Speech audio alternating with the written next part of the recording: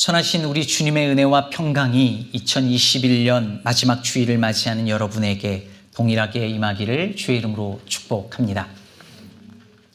1990년 12월 31일, 그러니까 제가 고등학교 2학년에서 3학년으로 올라가던 그 해 송구영신 예배였습니다.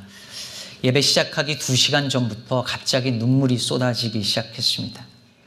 왜 우는지도 잘 모른 채 그냥 하염없이 울었던 기억이 납니다. 목사님께서 카운트다운을 시작을 하실 때 정점에 이르더니 펑펑 울다가 5, 4, 3, 2, 1 새해가 밝았습니다 하는데 거짓말처럼 눈물이 멈췄습니다.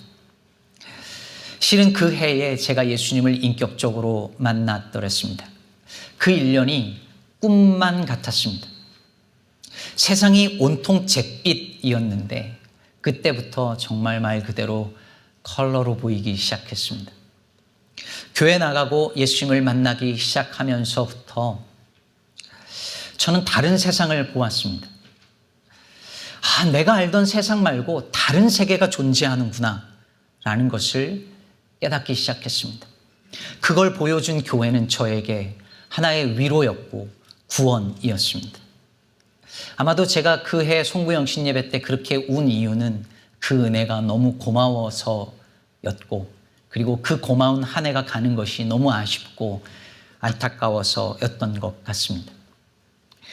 저는 예수를 믿는다는 것이 이 땅에서 살면서 다른 세계를 보고 그 세계를 보여주는 일이라고 생각합니다. 이 세상이 전부인 것처럼 살던 사람들이 하나님의 말씀을 듣고 성도들과 교제를 하면서 다른 세계가 존재하는구나 깨닫게 되는 것입니다. 힘겨운 삶이지만, 사는 게 쉽지 않지만 순간순간 천국의 아름다움을 일상 속에서 맛보고, 그리고 그렇게 작게나마 경험한 천국의 하나님 나라의 아름다움을 주변에 알리면서 사는 삶, 저는 그것이 예수 믿는 자의 삶이라고 생각합니다. 지난 9월 한국에 개신 교회들, 개신 교단들이 총회를 했습니다. 그중 6개의 주요 교단 총회 보고서를 기독언론 뉴스앤조이에서 분석을 했습니다. 그 결과 2021년 한 해 동안 한국의 주요 교단 6개 교단만 가지고 통계를 냈는데 올해 한 해 동안 무려 40만 명의 교인이 줄었다고 합니다. 한 해에 40만 명의 교인이 줄었습니다. 지난 10년간을 계산을 해보면 약 176만 명이 줄었다는 통계가 나와 있습니다. 한국 교회가 어디로 가고 있는지를 보여주는 통계 중 하나이겠죠. 그런가 하면 미국에서는 최근에 바나 리서치라고 하는 기관에서 미국에 있는 목회자들을 대상으로 조사를 했습니다. 그랬더니 올해 미국에 있는 목회자들 중에서 38%가 목회를 그만둘, 즉 풀타임 사역을 그만둘 것을 생각하고 있다는 결과가 나왔습니다. 팬데믹 전에도 있었지만 팬데믹 기간을 거치면서 이 상황이 더 심각해졌다고 합니다. 여러 가지 피로와 불안과 탈진에 시달린 목회자들이 아예 목회를 그만둘 생각을 38%나 하고 있다는 얘기죠. 이런 것만을 봤을 때도 분명 오늘날 교회는 성장기가 아니라 쇠퇴기로 가고 있는 것이 분명해 보입니다. 팬데믹은 오늘날 교회의 앞날을 더 불투명하게 만들고 있습니다. 하지만 사랑하는 여러분, 교회의 진짜 위기는 교인이 줄고 목회자가 목회를 그만두는 데 있지 않습니다. 진짜 문제는 오늘날 예수 믿는 우리가 예수를 믿는 이 믿음의 여정 속에서 다른 세상, 즉 하나님의 나라를 보면서 살고 있는가.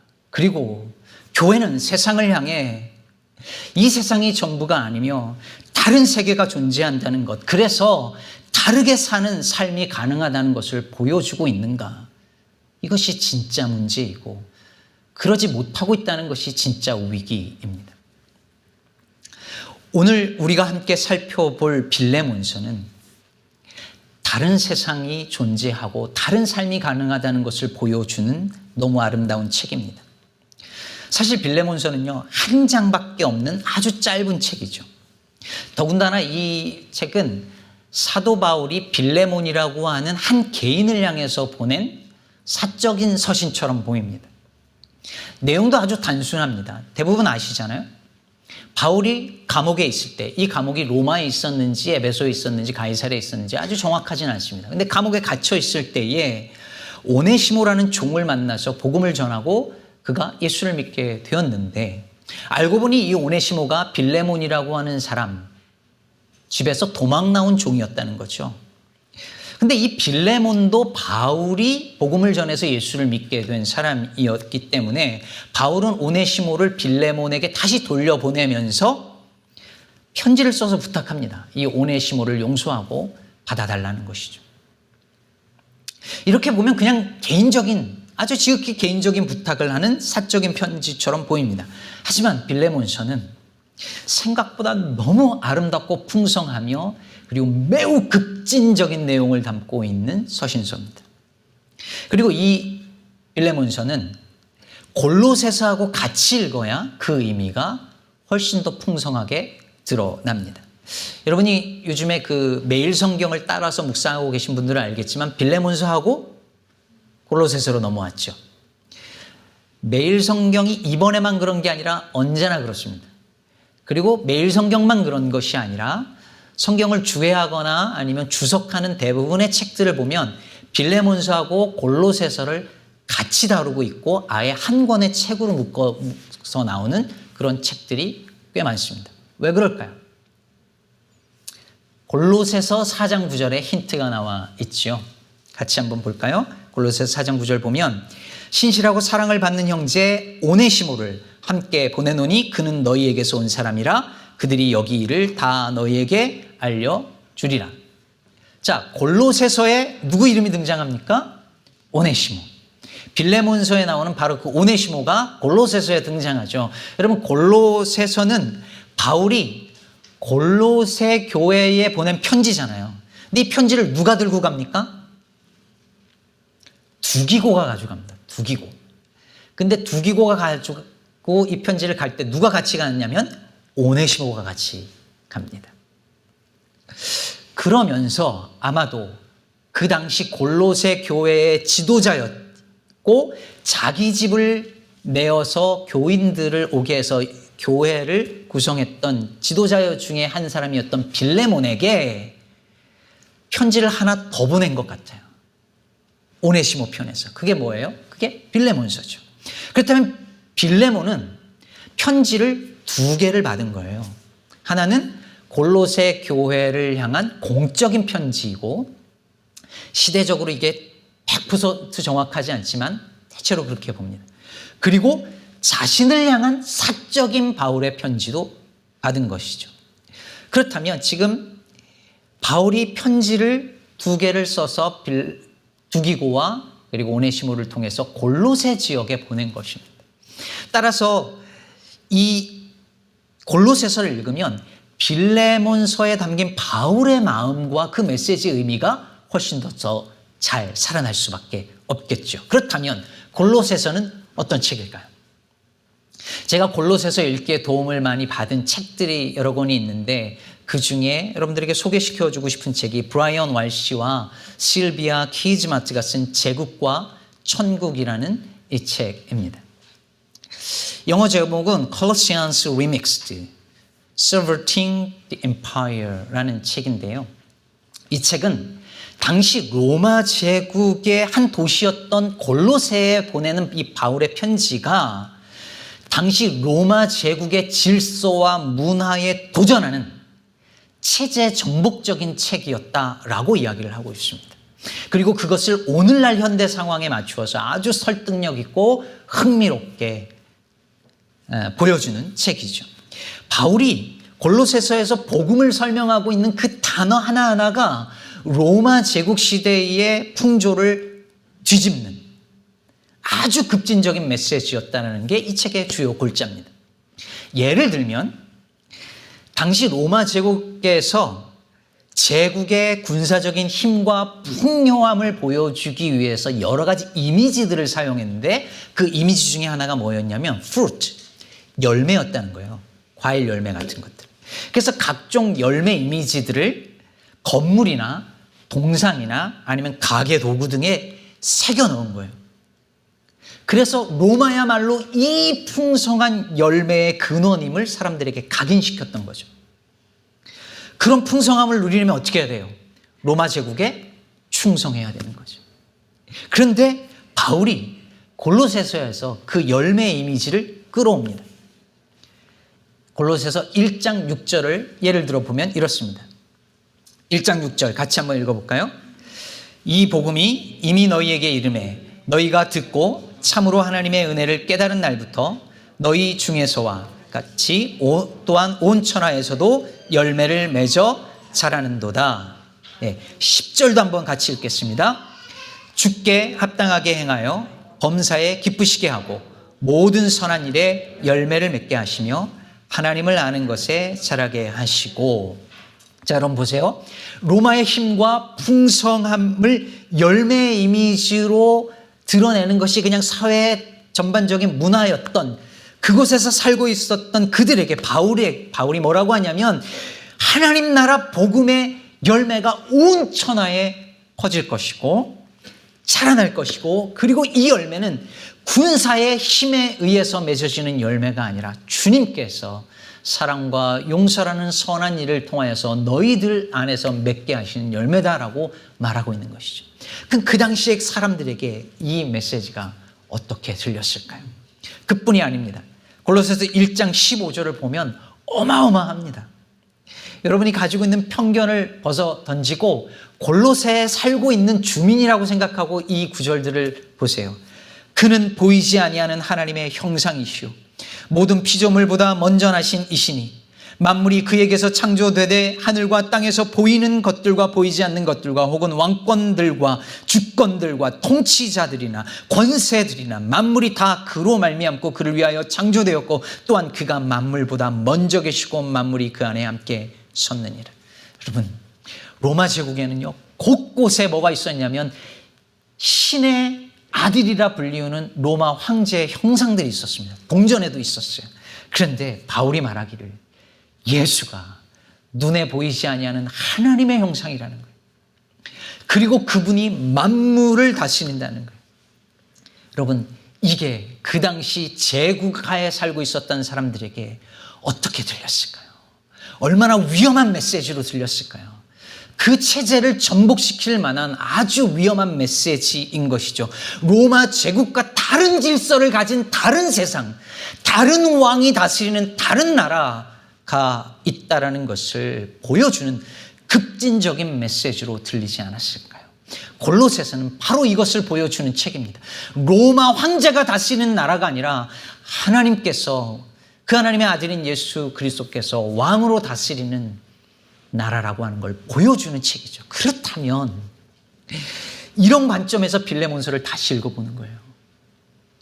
바울이 오네시모를 골로새에 사는 빌레몬에게 다시 보내면서 담은 이 편지에, 보낸 편지에 무슨 메시지를 담았을까요?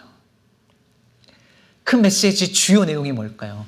로마 제국과는 다른 세상, 즉 예수 그리스도께서 왕으로 통치하는 그 세상 나라 백성은 일상에서 어떻게 다르게 살 수 있는지 그 가능성을, 그 신뢰를 빌레몬서라는 편지를 통해서 보여주고 있는 것이죠.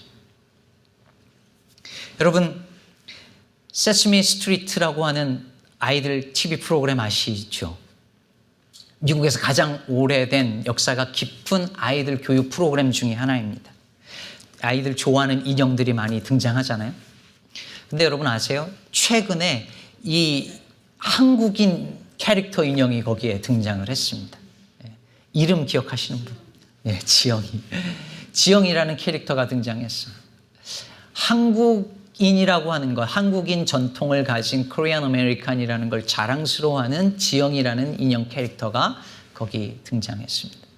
근데 이 지영이는 태어나자마자 수많은 인종차별적 공격을 받았습니다.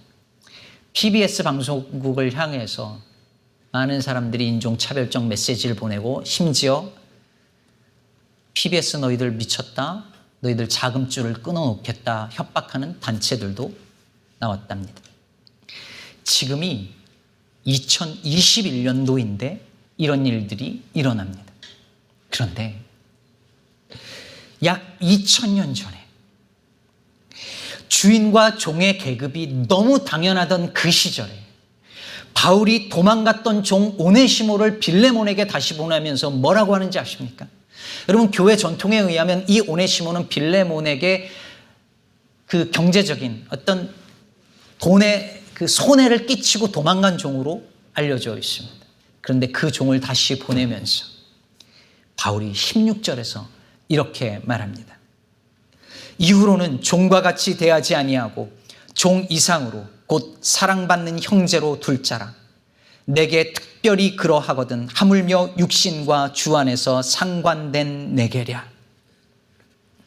여러분, 손해를 입히고 도망간 종 돌아왔을 때 벌을 줘도 아무도 뭐라고 하지 않습니다. 용서해 주면 다 박수를 보냅니다. 어마어마한 일이죠. 그런데 바울이 상상 외의 말을 던집니다. 그냥 종으로 받는 것, 용서하고 종으로 받는 것, 그것을 넘어서 사랑받는 형제로 여겨달라는 것입니다. 종이 형제로 여겨지는 것, 당시의 세계관으로선 상상할 수 없는 일이었습니다. 그야말로 다른 세상 이야기였습니다. 교회에서 흔히 형제 자매라는 호칭을 쓰잖아요. 교회 생활에 익숙하지 않은 분들은 형제님, 자매님 이 소리가 되게 어색하게 들리는 것 저도 압니다. 좀 거의 평생을 교회에서 자라서 저는 괜찮지만 그러지 않은 분들은 이게 어색하고 어떤 분들은 닭살 돋으니까 그냥 그렇게 안 불렀으면 좋겠다는 분들도 많이 있습니다. 근데 여러분, 꼭 그렇게 불러야 하느냐는 문제는 차치하고서라도 여러분, 생판남이었던 사람을 나의 형제로, 나의 자매로 여기는 것이 얼마나 놀라운 일인가 한번 생각해 보시면 좋겠어요. 양반과 천민이 있다는 것이 당연하던 시대에, 주인과 노예가 명백하게 나눠지던 시대에 그들이 예수를 믿고 교회 안에서 서로 높고 낮음이 없고 차별이 없이 서로 형제요 자매로 알게 되었습니다. 이게 얼마나 당시에 급진적인 이야기였을까요? 아니, 그것은 오늘날도 세상에 차별이 존재하는 이 세상에서 서로 너는 나, 나는 나라고 하는 이 세상에서 서로를 형제요 자매요 한 가족으로 여기는 이것은 얼마나 급진적인 일인가요? 그렇다면 여러분, 바울이 이 말을 하면서 빌레몬에게 기대한 게 뭐였겠습니까? 로마 제국과는 다른 세계의 삶이 가능하다는 것을 빌레몬, 당신이 보여줄 수 없겠냐는 거예요. 보이지 않는 하나님의 형상인 예수를 왕으로 섬기는 나라에서는 주인도 종과 서로 형제가 될 수 있다는 것. 그래서 세상의 힘과 권력으로 맺을 수 없는 하나님 나라의 열매를 용서와 용납과 사랑으로 빌레몬 그대가 맺을 수 없겠느냐고 바울이 지금 제안하고 간청하고 있는 것입니다. 저는 이것이 올 한 해도 누군가를 온전하게 용납하지 못하고 용서하지 못하는 우리를 향한 성령님의 음성이라고 생각합니다. 저는 이게 명령이 아니었다는 게 중요하다고 생각했는데요. 바울은 사도로서 충분히 명령할 수 있었습니다. 형제로 받아, 용서해 할 수 있었습니다. 그런 권한이 있었습니다. 그런데 그렇게 하지 않습니다. 8절과 9절을 보십시오. 이러므로 내가 그리스도 안에서 아주 담대하게 내게 마땅한 일로 명할 수도 있으나 도리어 사랑으로서 간구하노라. 여러분, 여기서 사랑으로서는 사랑 때문에라는 말입니다.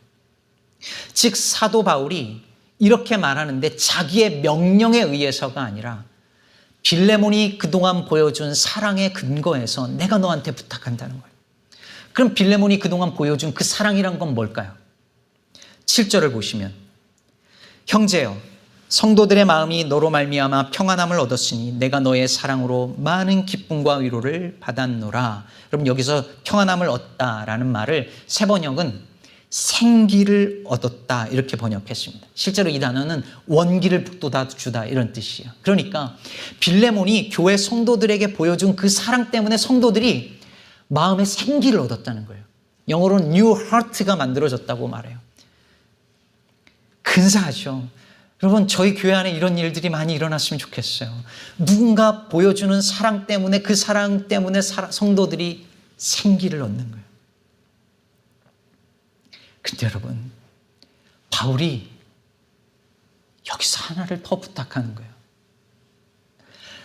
너 너무 그 사랑이, 너의 사랑 때문에 성도들이 생기를 얻는 건 너무 고맙다.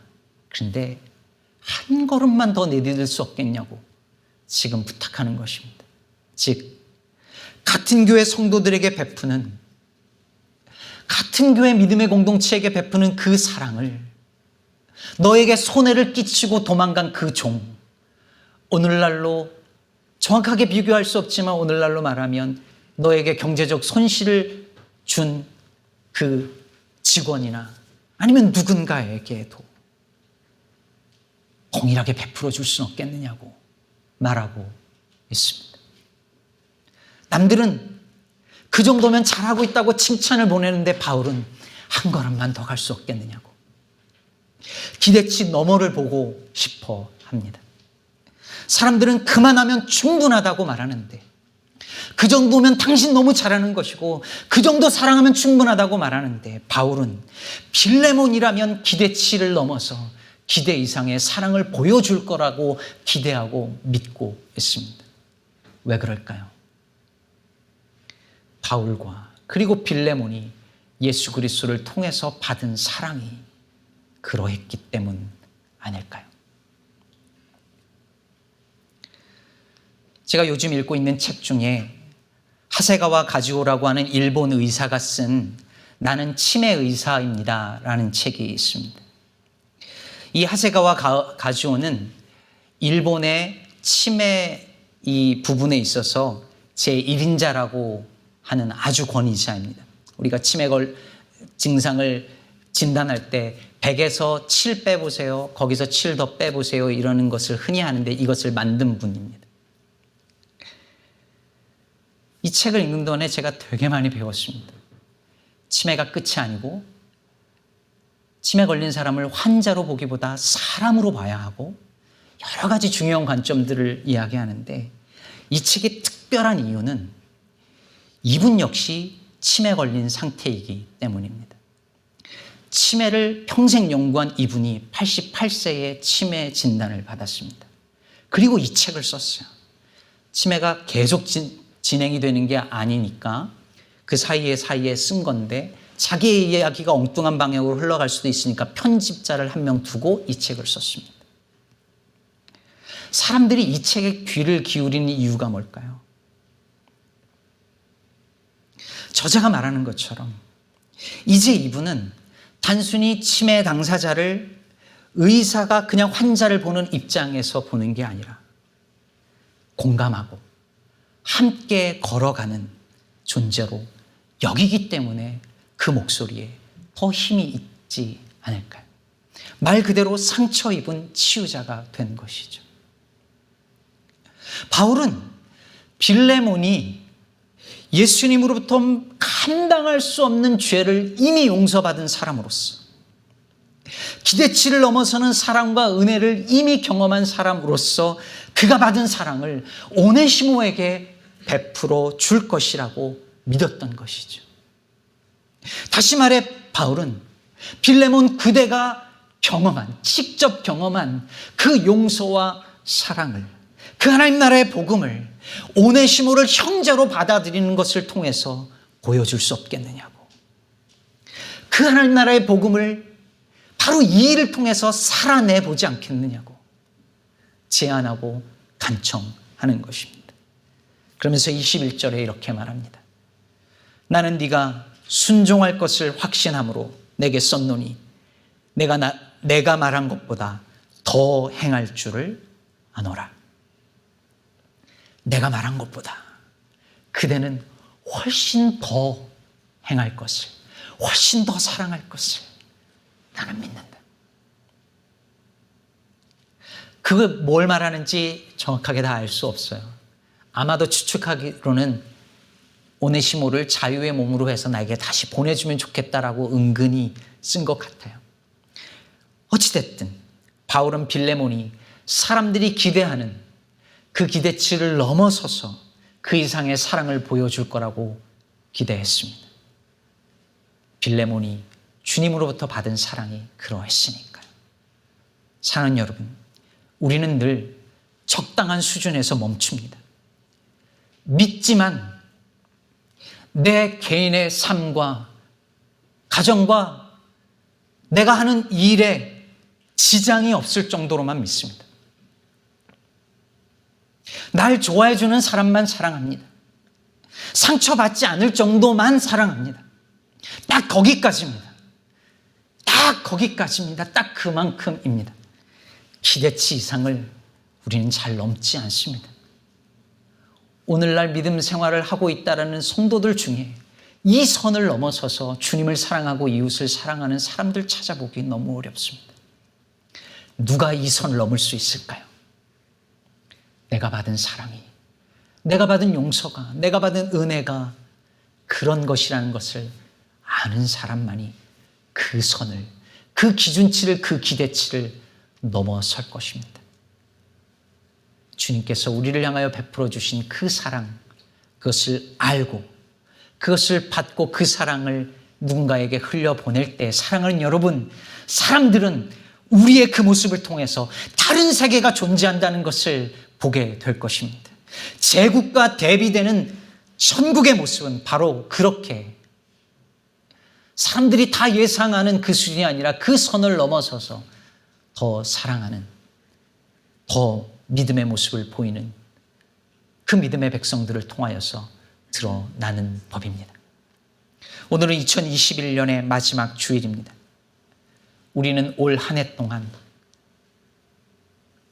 얼마나 자주 천국을, 하나님 나라를 바라보며 살았을까요? 일상에서 하나님의 나라를 얼마나 맛보았을까요? 천국의 단 한 자락이라도 주변에 드러내 보이며 우리는 살았을까요? 주님 앞에 이 한 해를 마무리하는 이 시점에서 가지고 드릴 사랑과 용서의 열매는 얼만큼일까요? 보잘것없지만, 가져갈 것 별로 없어도 사실 주님은 우리를 내치지 않을 것입니다. 주님은 늘 넉넉하신 분이니까요. 아마도 오늘 주보에 소개해드린 그 글귀 같은 말씀을 우리에게 건네실 것입니다. 당신 참 애썼다. 사느라, 살아내느라, 여기까지 오느라 애썼다. 여러분, 말씀을 맺기 전에 한 번만 생각해 보시죠. 빌레몬이 오네시모를 받았을까요? 용서해 주었을까요? 형제로 받았을까요? 성경엔 나오지 않지만 우린 그랬을 것이라고 짐작합니다. 왜냐하면 성경에 빌레몬서가 있다는 사실이 그거를 짐작하게 만드니까요. 그러지 않았더라면 초대교회가 이것을 성경에 넣지 않았겠죠. 실제로 주후 110년경 초대교부 이그나티우스가 에베소 교회에 보낸 편지에서 오네시모를 에베소 교회의 주교라고 표현합니다. 빌레몬이 오네시모를 용서하고 형제로 받았을 뿐만 아니라 다시 바울에게 돌려보내고 바울과 함께 복음 사역을 하던 이 오네시모가 교회의 지도자가 되었다라는 교회의 전통의 그 추론이 타당하다고 저는 그래서 짐작합니다. 말씀을 준비하면서 상상을 했습니다. 오네시모가 바울의 서신을 들고 떨리는 마음으로 빌레몬 집 앞에 서서 한참을 고민하다가 노크를 하고 문이 열렸을 때 빌레몬이 이렇게 말하는 겁니다. 아까 했던 그 말이죠. 오네시모, 내 사랑하는 형제여, 애썼다. 여기까지 오느라 애썼다. 그리고 그 모습을 골로새 사람들이 보면서 저 사람들은 다른 세계 사람들이구나. 다른 삶이 가능하구나. 하나님 나라 백성은 저렇게 사는 것이구나 보면서 복음을 궁금해하고 교회로 나왔지 않았을까 상상하며 참 마음에 기뻤습니다. 그리고 사랑하는 성도 여러분, 우리 기쁨의 교회에 이런 일이 일어나기를 간절히 바랍니다. 세상이 기대하는 수준만큼이 아니라 그 이상을 사랑하고 용서하고 섬기면서 천국의 한 자락, 하나님 나라의 한 모퉁이라도 보여주며 살아가는 저와 여러분 되기를 바랍니다. 그리고 내년 이맘때 다시 송년주일 예배를 드리는 그 날에는 사랑의 열매 듬뿍 들고 주님 앞에 나아가는 저와 여러분 되기를 주의 이름으로 축복합니다.